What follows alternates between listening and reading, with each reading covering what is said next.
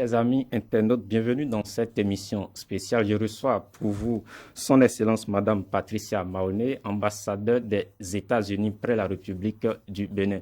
Avec elle, nous ferons le tour de la coopération entre les deux pays. Elle va également, actualité oblige, se prononcer sur la situation politique du Bénin. Madame Patricia Mahoné, bonjour. Bonjour. Merci d'avoir accepté notre invitation. Merci de m'avoir invité aujourd'hui. Alors, vous êtes au Bénin vous êtes entré officiellement dans vos fonctions au Bénin depuis plus d'un an déjà. Comment est-ce que se portent donc les relations diplomatiques entre le Bénin et les États-Unis aujourd'hui?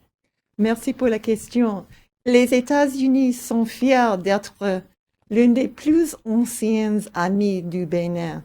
Notre amitié est fondée sur des valeurs démocratiques communes, notamment la liberté d'expression, la diversité et le respect pour les droits de l'homme.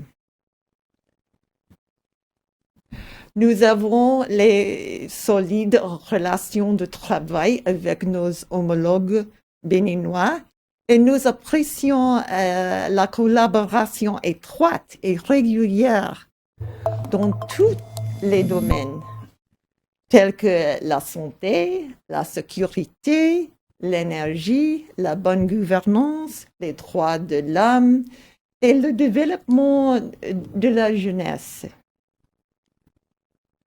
L'année dernière, nous avons eu l'honneur d'accueillir le président Talon à Washington, D.C., où il a rencontré l'ancien secrétaire d'État Mike Pompeo et d'autres responsables américains. De même, de hauts fonctionnaires américains comme l'ancien PDG de Millennium Challenge Corporation, M. Sean Cairncross, sont venus au Bénin récemment. Alors, cette coopération, elle dure depuis plusieurs années déjà. Quelles sont les retombées qu'on peut donc noter donc, du côté du Bénin et également du côté des États-Unis? Oui, merci pour la question.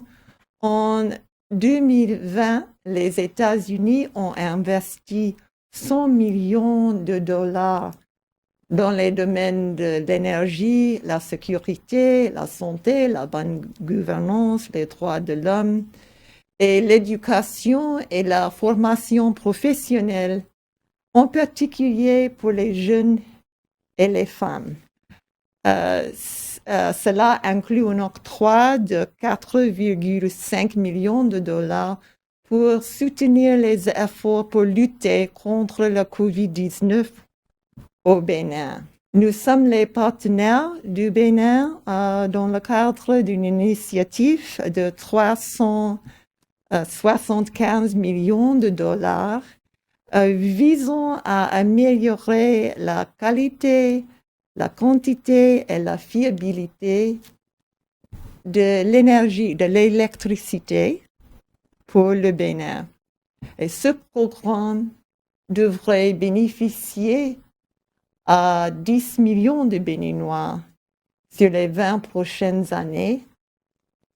Au début de l'année, le Bénin et les États-Unis ont commencé les négociations vers un partenariat de 10 millions de dollars sur 5 ans pour la protection de l'enfance, pour lutter contre la traite et le travail forcé des enfants. Et c'est l'un des rares partenariats de ce type dans le monde. Alors, apparemment, les États-Unis apportent beaucoup au Bénin, mais qu'est-ce que le Bénin apporte concrètement dans cette collaboration? J'ai décrit notre relation américaine avec le Bénin comme un partenariat.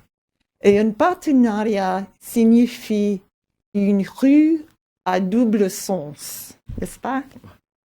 Et à chaque étape sur cette rue, sur ce chemin, nos partenaires béninois nous accompagnent. Des dizaines de bénéficiaires et des partenaires béninois nous aident à mener des efforts communs dans tous les secteurs, dans tous les domaines. Et nos programmes et nos initiative ne serait pas possible sans le soutien du peuple béninois. À notre ambassade, nous avons plus de 200 employés locaux béninois, des chauffeurs aux experts techniques. Notre succès ne serait pas possible sans leur aide. Nous dépendons complètement d'eux. Je dépends complètement d'eux. En vérité, nous ne pouvons rien faire sans eux. Ça, c'est la vérité. C'est la vérité. Alors aujourd'hui, le Bénin traverse ou est en plein dans un processus électoral. Tout à l'heure, vous avez rappelé que cette collaboration est basée sur la bonne gouvernance, la consolidation de la démocratie, la liberté d'expression et tout. Il y a quelques jours, on a vu un communiqué de votre ambassade se prononcer donc sur le processus électoral en cours. Et vous avez justement rappelé donc cette volonté des États-Unis à accompagner le Bénin donc dans la consolidation donc de la démocratie. Aujourd'hui, le processus est en cours. Qu'est-ce que vous pensez donc de la manière dont il est conduit? Pendant plus de 30 ans, les Béninois ont tiré une fierté bien méritée de l'élection pacifique qui garantissent aux électeurs un choix parmi les candidats. Et nous, les Américains, partageons avec le peuple du Bénin le désir de maintenir ce pilier de la démocratie qui lui est si cher. Nous, les États-Unis, ne soutenons aucun candidat, aucun camp, aucun côté, aucune partie lors des élections.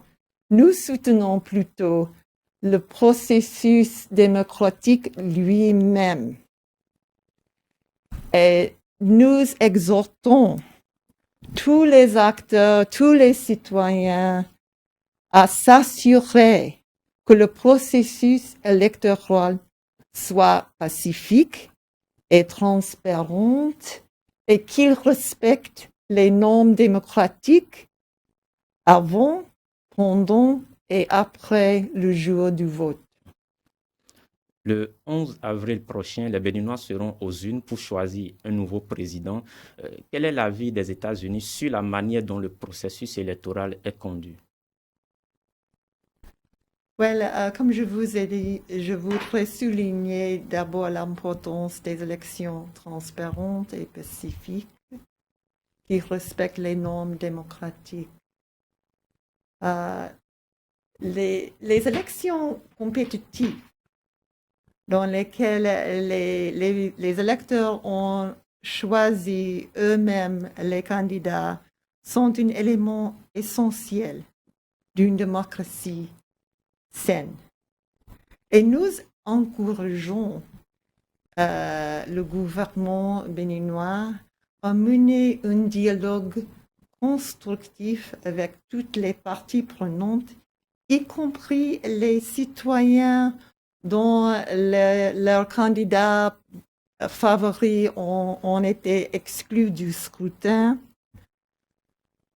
pour leur capacité future à choisir les dirigeants, les candidats qui, selon eux, représentent au mieux leurs intérêts.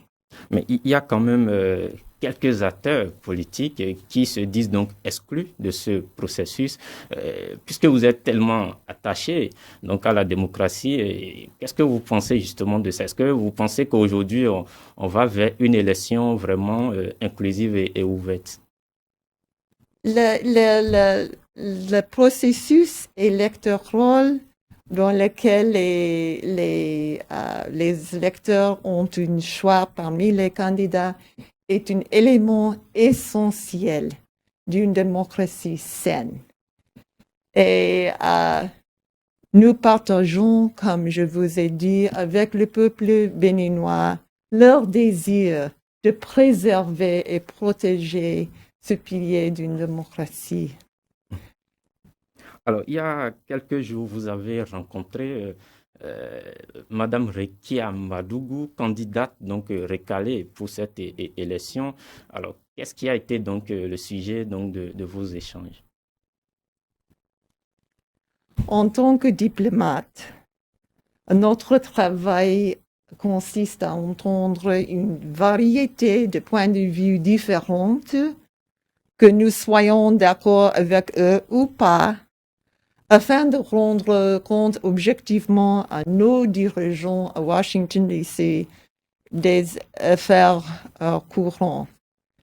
Je ne peux pas faire de commentaires sur une procédure judiciaire en cours, mais ce que je peux dire, c'est que nous suivons de près le processus judiciaire et nous exhortons les autorités béninoises, comme nous exhortons les autorités partout dans le monde, à mener des procédures judiciaires d'une manière équitable et transparente et dans le respect des règles de procédure. Il est tout aussi important que les citoyens s'expriment pacifiquement sur des questions d'intérêt public et nous appelons tous les acteurs à éviter toute action qui pourrait engendrer la violence et nous appelons les forces de sécurité à assurer la sécurité du peuple béninois. On va finir cet entretien, mais avant ça, dites-nous, vous êtes au Bénin depuis plus d'1 an déjà. Qu'est-ce que vous pensez? Depuis 2 ans. Depuis 2 ans. Oui, c'est 2 ans, le 1er mars. Ça fait beaucoup, ça fait beaucoup. Alors comment est-ce que l'intégration, comment est-ce qu'elle a été pour vous? Je crois que le Bénin est un pays merveilleux. Quand je me préparais de venir ici, tout le monde m'a dit à tel point j'avais de la chance de venir ici. Et tout le monde a raison. Le Bénin est vraiment un pays merveilleux et les gens béninois, le peuple béninois sont très accueillants, très chaleureux, très hospitables. Et j'aime être ici beaucoup. J'ai de la chance, c'est vrai. Vous avez certainement fait déjà l'expérience de la gastronomie béninoise. Est-ce que vous avez un mets particulier? Oui, oui. Les yams pilés. Yams pilés. Oui. Parfait. Alors, après aussi, le Bénin, c'est... Et le piment. Et le piment. Oui. Alors, le Bénin, c'est également beaucoup de langues qui se parlent. C'est vrai que vous êtes à Cotonou, où c'est le fond qui est le plus souvent parlé. Est-ce que il vous est déjà arrivé de vous y essayer? J'ai beaucoup de difficultés, comme vous pouvez constater, avec le français. Je ne peux pas parler le fond. J'ai essayé de dire une phrase en fond pour souhaiter la nouvelle année et je crois que j'ai échoué. On peut reprendre si possible. Alors, quel est votre dernier mot pour finir cet entretien? Je voudrais vous remercier pour m'avoir invité aujourd'hui. L'une de nos plus fortes convictions en tant qu'Américains est l'importance d'une presse libre et dynamique. C'est important tout le temps, mais surtout lors des élections. Aux États-Unis, nous regardons les journalistes en tant que gardiens de la démocratie. Alors, je voudrais vous remercier, vous et vos collègues, pour votre bon travail en tant que gardien de la démocratie et je vous souhaite une bonne continuation. Merci. Merci. Amis internautes, c'est tout pour cet entretien. Nous avons reçu Son Excellence Madame Patricia Mahoné, ambassadeur des États-Unis près la République du Bénin, avec elle il a été question de la coopération entre le Bénin et les États-Unis et s'est également prononcé sur le processus électoral en cours. Merci de nous avoir suivis et à la prochaine.